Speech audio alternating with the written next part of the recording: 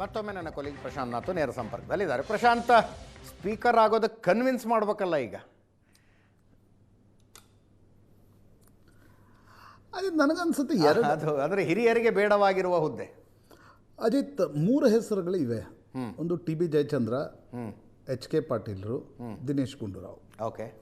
TB. Jayachandra ಸಾಧ್ಯತೆ ಕಡಿಮೆ ಅಂತ ಅನಿಸುತ್ತೆ. ಯಾಕಂದರೆ ಒಕ್ಕಲಿಗರೇ ಮುಖ್ಯಮಂತ್ರಿ ಆಗಿರೋದ್ರಿಂದ ಸ್ಪೀಕರ್ ಸ್ಥಾನವನ್ನು ಒಕ್ಕಲಿಗರು ಕೊಡೋದು ಕಷ್ಟ. ಒಂದು ವೇಳೆ DCM ಅಂತಕ್ಕಂಥದ್ದು ಏನಾದರೂ ಲಿಂಗಾಯತರಿಗೆ ಸಿಕ್ಕರೆ ಓಕೆ, ಆಗ ಎಚ್.ಕೆ. ಪಾಟೀಲ್ ಮತ್ತು ದಿನೇಶ್ ಗುಂಡೂರಾವ್ ಈ 2 ಹೆಸರುಗಳು ಉಳಿತವೆ. ಯಾಕಂದರೆ ಆರ್ ವಿ ದೇಶಪಾಂಡೆ ಅನೇಕ ಬಾರಿ ಹೇಳಿದ್ದಾರೆ, ನನಗೆ ಅದರಲ್ಲಿ ಆಸಕ್ತಿ ಇಲ್ಲ, ನನ್ನನ್ನು ನೀವು ಸ್ಪೀಕರು ಮಾಡಬೇಡಿ ಅಂತ. ಕಳೆದ ಬಾರಿ ಕೂಡ ಅವರನ್ನು ಕೇಳಿದಾಗ ಅವರು ಇಲ್ಲ ಅಂದಿದ್ರು. ಎಚ್.ಕೆ. ಪಾಟೀಲ್ ಮತ್ತು ದಿನೇಶ್ ಗುಂಡೂರಾವ್. ಈಗ ಹೈಕಮಾಂಡ್, ಯಾಕಂದರೆ ಹಿಂದೆ ಎಚ್.ಕೆ. ಪಾಟೀಲ್ರಿಗೆ ಹೈಕಮಾಂಡಲ್ಲಿ ಒಂದು ಮಜಬೂತಾದ ಬೆಂಬಲ ಇತ್ತು ಆಸ್ಕರ್ ಫರ್ನಾಂಡಿಸ್ ಕಾರಣದಿಂದ. ಆಸ್ಕರ್ ಫರ್ನಾಂಡಿಸ್ ಸೋನಿಯಾ ಗಾಂಧಿ ಅವರನ್ನು ಕನ್ವಿನ್ಸ್ ಮಾಡ್ತಿದ್ರು ಎಚ್.ಕೆ. ಅಂಥವ್ರು ಇರಬೇಕು ಕ್ಯಾಬಿನೆಟ್ನಲ್ಲಿ. ಮತ್ತು ಅದು ನಿಜ ಕೂಡ ಹೌದು. ಎಚ್.ಕೆ. ಅವ್ರಿಗೊಂದು ಡಿಗ್ನಿಫೈಡ್ ಏನೊಂದು ಪ್ರೆಸೆನ್ಸ್ ಇದೆ. ಆ ಕಾರಣದಿಂದ ಕಾನೂನು ಇರ್ಬೋದು, ಸಂಸದೀಯ ವ್ಯವಹಾರಗಳ ಖಾತೆ ಇರ್ಬೋದು, ಅದನ್ನು ಸಮರ್ಥವಾಗಿ ನಿಭಾಯಿಸ್ತಾರೆ ಎಚ್.ಕೆ. ಪಾಟೀಲ್ರು ಅನ್ನುವ ಕಾರಣಕ್ಕೋಸ್ಕರ ಆ ಮಾತನ್ನು ಆಸ್ಕರ್ ಫರ್ನಾಂಡಿಸ್ ಅವ್ರ ಹಿಂದೆ ಗಟ್ಟಿಯಾಗಿ ನಿಂತ್ಕೊಳ್ತಾ ಇದ್ರು. ಈಗ ಯಾರು ಅಂತಕ್ಕಂಥದ್ದು ಪ್ರಶ್ನೆ. S, HK. ಪಾಟೀಲ್, B.R. ಪಾಟೀಲ್ರ ಹೆಸರು ಕೂಡ ಇದೆ. But B.R. Patil is very vocal. Correct, ಹೌದು ಹೌದು. ಅವರು ದೇಶದಲ್ಲಿ ನಡೆಯುವ ಅಂತಾರಾಷ್ಟ್ರೀಯ ಮಟ್ಟದ ಎಲ್ಲ ಆಗು ಹೋಗುಗಳ ಬಗ್ಗೆ ಅವ್ರದ್ದೊಂದು ಕಮೆಂಟ್ ಇರುತ್ತೆ. ತಪ್ಪಲ್ಲ, ಹಿ ಈಸ್ ಲೈಕ್ ದ್ಯಾಟ್. ಅವರು ಸೋಷಿಯಲಿಸ್ಟ್ ಬ್ಯಾಕ್ಗ್ರೌಂಡಿಂದ ಬಂದಿರತಕ್ಕಂಥ. ಹೌದು. ಈಗ ಸ್ಪೀಕರ್ ಆದಂಥವ್ರು ಆ ರೀತಿ ಮಾತಾಡಿದರೆ ಆಗ ಅದು ಹೈಕಮಾಂಡ್ಗೆ, ಸರ್ಕಾರಕ್ಕೆ ಪಥ್ಯ ಆಗತ್ತಾ ಅನ್ನೋದ್ರ ಮೇಲೆ B.R. ಪಾಟೀಲ್ರ ಹೆಸರು ಬರುತ್ತಾ ಹೋಗುತ್ತಾ ಅಂತಕ್ಕಂಥದ್ದು ನಿಂತಿದೆ. But HK. ಮತ್ತು ದಿನೇಶ್ ಗುಂಡೂರಾವ್ ಮತ್ತು ಇನ್ನೊಂದಿರುತ್ತೆ ಅಜಿತ್, ಸ್ಪೀಕರ್ ಯಾವಾಗ, ಈಗ ಬಸವರಾಜ ರಾಯರೆಡ್ಡಿ ಕೂಡ ಇದ್ದಾರೆ. But he is not high command's man.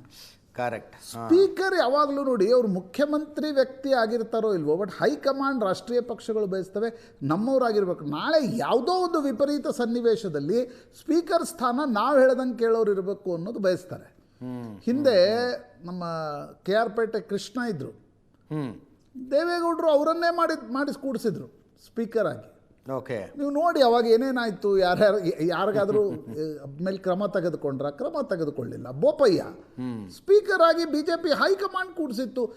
Arun Jaitley ಏನು ಹೇಳಿದ್ರು ಅದನ್ನು ಸ್ಪೀಕರ್ ಸ್ಥಾನದಲ್ಲಿ ಕೂತ್ಕೊಂಡು ಬರೆದರು. ಅವರು ವಿಲನ್ ಆದರೂ ಕಾನ್ಸ್ಟಿಟ್ಯೂಷನಲಿ, ಪಾರ್ಟಿಗೆ ಅವ್ರು ಬೇಕಿತ್ತು. ಕರೆಕ್ಟ್. ಹಾಗೆ ಈಗ ಎಚ್.ಕೆ. ಮತ್ತು ದಿನೇಶ್ ಗುಂಡೂರಾವ್ ಇಬ್ಬರೂ ಕೂಡ ಪಾರ್ಟಿಯ, ಎಚ್.ಕೆ. ಅವರ ತಂದೆ KH ಪಾಟೀಲ್ರು ಹೌದು, ದಿನೇಶ್ ಗುಂಡೂರಾವ್ ಅವರ ತಂದೆ ಗುಂಡೂರಾಯರು ಅವಾಗಿನ ಕಾಲದಿಂದ ಕಾಂಗ್ರೆಸ್ನ ನಿಷ್ಠರವರಿಬ್ಬರು. ಬಟ್ ಟೆಂಪ್ರಮೆಂಟ್ಲಿ ರೆಬೆಲ್ ಕ್ಯಾರೆಕ್ಟರ್ಸ್ಗಳಲ್ಲ. ಸೊ ಅವು ಇಬ್ಬರು. ಬಟ್ ದಿನೇಶ್ ಗುಂಡೂರಾವ್ ಒಂದಿದೆ, ಅವರು ಬೇರೆ ರಾಜ್ಯದಲ್ಲಿ ಓಡಾಡಿ ಪಾರ್ಟಿ ಕೆಲಸವನ್ನು ಮಾಡಬಲ್ಲವರು ಮತ್ತು ಮಾಡೋ ಹುರುಪು ಇದೆ. ಈಗ ಎಚ್.ಕೆ. ಅವರನ್ನು ಮಂತ್ರಿಮಂಡಲದಲ್ಲಿ ಇಟ್ಕೊಳ್ಬೇಕಾ ಬೇಡವಾ ಅನ್ನೋದು ಕೊನೆಗೆ ಸ್ಪೀಕರ್ ಯಾರು ಅನ್ನೋದು ನಿರ್ಧಾರ ಆಗುತ್ತೆ. ಎಸ್. ಜಮೀರ್ ಅಹ್ಮದ್ ಖಾನ್ ಮಂತ್ರಿಮಂಡಲದಲ್ಲಿ ಬರ್ತಾರಾ ಇಲ್ವಾ ಅನ್ನೋದ್ರ ಮೇಲೆ ನನಗನ್ಸುತ್ತೆ ಸಲೀಂ ಅಹ್ಮದ್ ಅವರ ವಿಧಾನ ಪರಿಷತ್ತಿನ ಸಭಾಪತಿ ಸ್ಥಾನ, ಯಾಕಂದರೆ ಹೊರಟ್ಟಿಯವರನ್ನು ಮುಂದುವರಿಸುವ ವಿಷಯದಲ್ಲಿ ಸಿದ್ದರಾಮಯ್ಯನವರು ಎಷ್ಟು ಹೊರಟ್ಟಿಯವರ ಮುಂದುವರಿಸಬೇಕು ಅಂತ ಹೇಳ್ತಿದ್ರು, ಡಿ.ಕೆ. ಶಿವಕುಮಾರ್ ಆ ಸ್ಥಿತಿಯಲ್ಲಿಲ್ಲ. ನಂಬರ್ಸ್ ಚೇಂಜ್ ಆದಂಗೆ ನಮ್ಮವ್ರು ಕೂತ್ಕೋಬೇಕು ಅಂತ ಡಿ.ಕೆ. ಶಿವಕುಮಾರ್ ಹೇಳ್ತಿದ್ದಾರೆ. ಹೀಗಿರುವಾಗ ಈಗ ಸಲೀಂ ಅಹ್ಮದ್ ಖಾನ್ ಅಲ್ಲಿ ಬಂದು ಸಭಾಪತಿ ಆಗ್ತಾರಾ?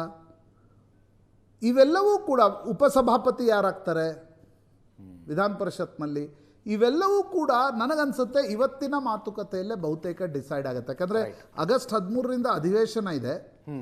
ಅಟ್ಲೀಸ್ಟ್ ಸ್ಪೀಕರ್ ಯಾರು ಅನ್ನೋದು ನಿಮ್ಗೆ ಮಂತ್ರಿಮಂಡಲದಲ್ಲಿ ಯಾರು ಬರೋಲ್ಲ ಅನ್ನುವ ಹೆಸರಿನಲ್ಲೇ ಬಹಳ ಸ್ಪಷ್ಟವಾಗ್ತಾ ಗೊತ್ತಾಗ್ಬಿಡುತ್ತೆ. Yes, thank you so much Prashant. ಇದರೊಂದಿಗೆ ಇವತ್ತಿನ ಪಾರ್ಟಿ ರೌಂಡ್ಸ್ ಮುಗಿಸ್ತಾ ಇದ್ದೀವಿ. ನೇರ ದಿಟ್ಟ ನಿರಂತರ ಸುದ್ದಿಗಾಗಿ ನೋಡ್ತಾ ಇರಿ ಏಷ್ಯಾನೆಟ್ ಸುವರ್ಣ ನ್ಯೂಸ್.